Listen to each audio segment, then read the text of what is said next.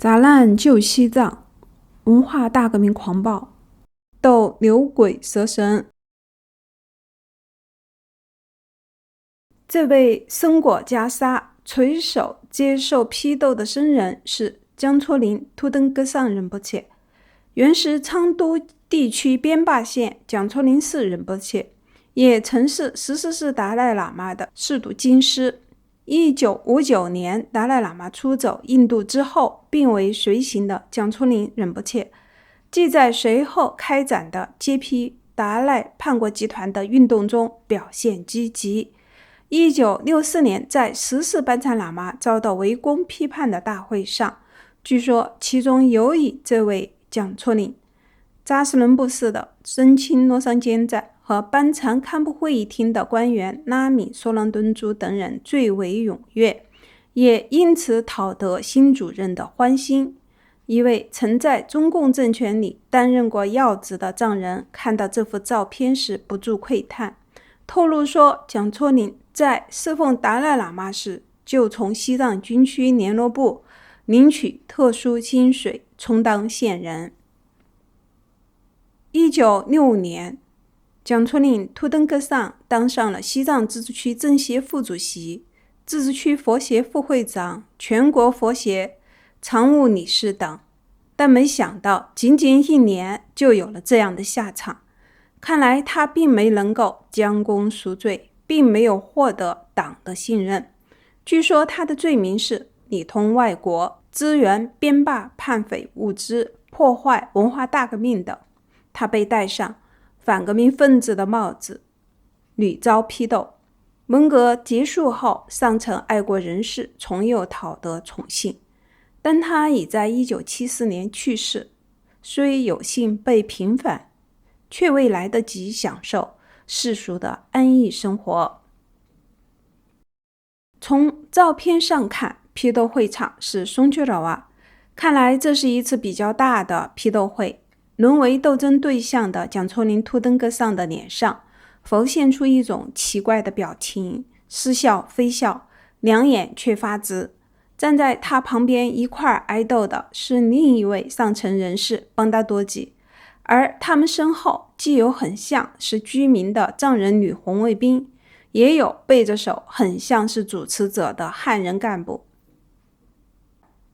这个表情悲苦的女人，至今拉萨还有一些老人认识她，在他们的记忆中，她是曾经享有荣华富贵的贵妇人，更是主动放弃这一切出家修行的尼姑。她性情温和，潜心是佛，与世无争，他们都叫她安妮斯塔拉。但在批斗会上，她被戴上只有在法会上才允许使用的五佛冠，双肩各绑上一只供奉曼扎时所用的供器，一只革命群众的手正抓着他的脖子。他究竟有什么罪过，竟也要蒙受如此羞辱？仔细辨认他胸前的大字报，用藏文有不少错别字，写着反革命分子斯塔，他是反动分子夏格巴的家属。叛乱后，他紧紧抱住反动分子达赖和班禅的大腿，写一些歌词对他们歌功颂德。他头上的高帽只能看清楚夏格巴的几个藏文字。那么夏格巴又是谁呢？夏格巴全名夏格巴汪丘德丹，西藏政府的权威机构支康财税局的资本四品官，因参与许多重大的历史事件，是西藏现代史上不可或缺的重要人物。由于坚持同中共对抗的立场，是流亡藏人社会中有名的分裂分子。他还是一位卓越的学者，他所著述的《10万明月高阶西藏政治史》藏英2种版本，被国际藏学界推崇为近代西藏史的开山之作，却被中共诋毁。他还著有《大昭寺目录》一书，可以说是五世达赖喇嘛所著的《大昭寺目录》的续篇，不但对大昭寺的历史讲述更为全面，而且在时间段上截止当今为止，其中写道，大昭寺在文革中被洗劫一空，所有佛像荡然无存，包括释迦牟尼12岁等身像。当然，在这一点有误。他于1989年在美国去世，终年82岁。萨格巴与安妮斯塔是兄妹关系，因此在血统论盛行的年代，安妮斯塔不但出身三大领主，而且因为有一个罪大恶极的哥哥，他本人又是代表封建迷信反动的宗教团体中的一员，这样的人不可能不爱斗。不知道大字报上所写的，叛乱后他紧紧抱住反动分子达赖和班禅的大腿，写一些歌词对他们歌功颂德是什么意思？当时他正在色拉寺附近山上的进修洞里闭关，一心唯读佛书，但不久却被关在学习班里接受批判，强迫改造思想。事实上，从1959年开始，他再也不可能因为他的宗教信仰继续他独善其身的修行。他被迫返回世俗世界，所遭受的种种苦难，全部凝聚在这幅照片上凄凉的神情中，令人不忍再读。据说有一次，他正在仓姑寺里悄悄地做法事，突然有人闯入，要揪斗他，他非常害怕，当即就用刀子砍自己的头。他甚至在监狱里度过了整整8年，直到文革结束才获得宽大释放。一旦离开监牢，他又重返当年曾经修行的山洞，继续中断近20年的闭关进修。但噩梦般的过去使他难以安宁，终于在1981年即探亲之际去印度定居。2000年以一位宗教修行者的身份在达兰萨拉去世，年过80。照片上站在安妮斯塔后边那个戴礼帽的男人是一本地大商的管家，名叫次仁平措，绰号夏巴涅巴。涅巴是管家的意思，藏语的家务总管。夏巴是说他是夏尔巴人。这个人是夏尔巴人巴德基居委会的居民，当局线人。这位被斗的老人是一位与影响近代西藏时局的数起历史事件密切相关的重要人物，但凡研究西藏近代史都不能不提及他，而且几乎一致的是均对他无甚褒奖。如美国藏学家梅格尔斯坦在现代西藏史1913至1951喇嘛王国的崩逝中详细讲述了他参与其中的龙夏事件、惹真事件、屈汉事件等的经过，揭示了拉萨贵族及官员之间的内讧是导致雪域佛国随黑夜降临而崩逝的原因之一。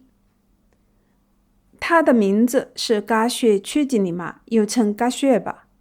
当历史进入1950年代，当过噶伦又被革职的他积极向新政权靠拢，担任过1956年修成的当雄机场，西藏第一座机场的副总指挥长。1960年代，他是西藏自治区政协的常委，但不久便遭厄运，被当作牛鬼蛇神受尽屈辱和折磨。正如照片上，他头戴的高帽上用藏文写着牛鬼蛇神最爱夺权的坏人噶雪曲吉尼玛彻底消灭。他身穿旧时的锦缎官服，脖子上挂着女人用的金银首饰和一大摞西藏纸币，右手则拿着一个两面鼓，这是一种系着鼓槌可以两面敲打的小鼓，藏语叫做达玛鲁，是一种法器。据一位参加过批斗会的人说是一个老头硬塞给噶雪巴的。这是因为早在1940年代，拉萨街头盛传关于噶雪巴的歌谣，把他比作达玛鲁，以讽刺他是一个善于投机的两面派。他被斗过很多次，曾经在河巴宁居委会连续被斗14天，白天去打场上劳动，晚上一直被斗到深夜，从始至终都得低头弯腰，俯首贴耳，不能有任何不满。不过噶雪巴确实是一位罕见的意志坚强的人物，尽管如此沦落，他还是熬过了文革10年，重又成为统战人士，当上了全国政协委员、西藏自治区政协副主席。1986年以83岁的高龄在拉萨去世。然而在他的4个儿子，普遍说法认为他们不是噶雪巴的亲生儿子，而是他弟弟的儿子，当中却有一个未能像他那样经受着突然降临的打击，那是他的长子噶雪顿珠。1960年代曾任西藏日报社的副总编辑，文革时被揪斗多次不堪忍受，于1966年12月自杀，年仅44岁。噶雪顿珠曾是噶夏政府的4品官员，更早时在印度一所著名的贵族大学就读，具有语言天赋，为此担任过达赖喇嘛的英文翻译。他的妻子是贵族查隆大上展队的3女儿，名为噶素梭浪佐玛，至今仍在拉萨居住。我曾拜访过，是一位气质优雅的老太太，双居至今，依然保存着噶雪顿珠在1956年以西藏爱国青年联谊会副主任委员的身份，随中国共青团代表团赴布达佩斯参加世界青年联欢节的照片。那是一个儒雅俊秀、意气风发的年轻贵族藏人，也是中共的合作者，却最终毁于对方之手。照片上压着噶雪巴的2个积极分子，左边的那个年轻女子名叫格桑佐玛，她的父母过去住在女活佛朵吉帕姆的宅院里，是比较贫穷的佣人。她的母亲后来是居委会牛鬼蛇神小组的组长，她本人现在还活着，眼睛是一失明。右边的那个戴着红卫兵袖章的男人名叫格桑班觉，也是居民，他的右脸上有片黑色的胎记，据说已死。从这幅照片的背景来看，批斗地点和前一幅照片不同，经辨认可能是城关区的批斗会场，被斗者是噶雪巴，装束还是老样子，脖子上挂着的几串女人的饰物和一摞摞藏币很明显。他的头被高高提起示众，他紧咬牙关，表情很愤懑。两边压斗他的人已替换，左边那个咬牙切齿的年轻女子名叫次仁王母，是河坝宁居委会的一个相当活跃的积极分子，参与过批斗桑丁朵吉帕姆、霍康双浪边巴等牛鬼蛇神，绝不心慈手软。次仁王母出身贫寒，她的母亲过去是做鞋子的工匠，一家人住在贵族霍康双浪边巴的大院里。文革前，次仁王母和他的母亲在河坝宁居委会办的合作社，后改名为拉萨鞋帽厂做鞋。文革时，他率领积极分子抄霍康的家，除了拿走霍康家的财物，还把西藏当代大学者耿敦钦佩遗留给霍康保管的许多手稿没收，有些当场烧毁，有些去向不明。在我采访时，一位藏人剧作家愤慨地说，这是对西藏历史和文化犯下的最大罪过，这么珍贵的手稿现在哪里去找，无法弥补了。所以像次仁王母这些人在历史上起了很大的破坏作用。此人王母既是红卫兵，又是赵总成员。据说在一次武斗中，他被支持另一派的解放军军人的子弹打伤了脖子。后来他成为居委会的干部，一度担任过河坝林居委会的党支部书记，但在2002年换届后退居副主任。2003年藏历新年前夕，我在采访河坝林居委会时见到了她，是一个满脸横肉的老太太，正忙着擦拭办公室的水瓶，一提起文革的话题，眼神立即充满戒备，拒不接受采访和拍照，而且再不露面。居委会的其他人都称他是老书记，说他之所以退位副主任，原因是年纪大了。一位当年被他斗过的牛鬼蛇神说，现在我们有时在街上碰到他很不好意思的样子，头埋得很低，一个劲儿的跟那干啦的。右边那个也咬紧牙齿的男人名叫沃洛，是铁崩岗居委会的干部，好像是个主任，后来又当过合作社和马车队的负责人，吉日旅馆的经理。有人说他过去是贵族插绒的司机，也有人说他是江孜农民，现已死。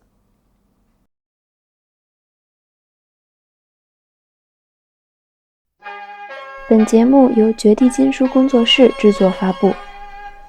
请扫描赞赏二维码进行赞赏，您可以得到回赠的电子书或其他作品。请扫描订阅二维码订阅绝地金书频道，收看收听已发布和将发布的更多作品。